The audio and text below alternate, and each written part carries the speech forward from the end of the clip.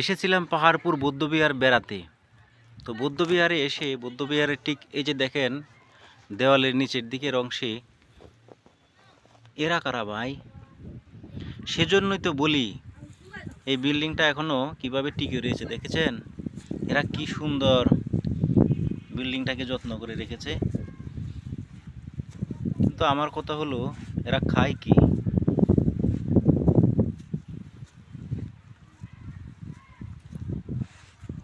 এদের পড়াশোনা স্কুল কলেজে যেতে হয় না নাকি?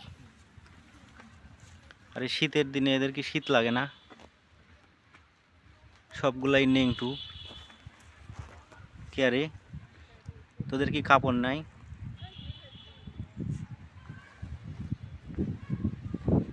দেখেন সারা দেয়াল জুড়ে এরা বসে রয়েছে।